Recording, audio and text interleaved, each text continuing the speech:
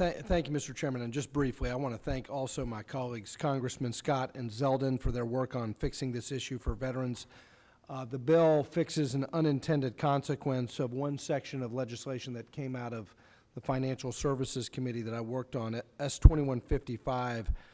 The provision was supposed to protect our service members and veterans who were targets of rapid refinancing, also known as loan churning.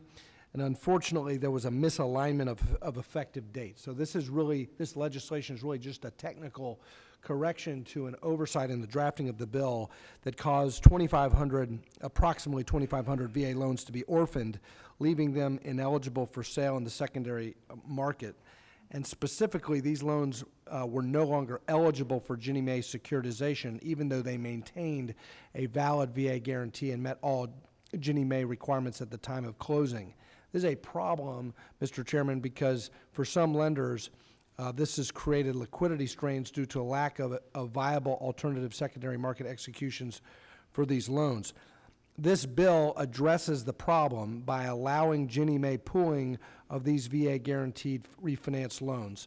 Absent this legislation, VA lenders of all sizes will be forced to sell or finance these loans at a loss, potentially hindering their ability or willingness to originate similar loans in the future. I would finally note that this bill that fixes the problem and addresses these orphan loans does nothing to weaken the anti-churning provisions of the bill that was enacted in the last Congress. So I appreciate the Chairman's leadership in moving the legislation forward to provide certainty to the veterans affected who, through no fault of their own, have been left in limbo. Yield back.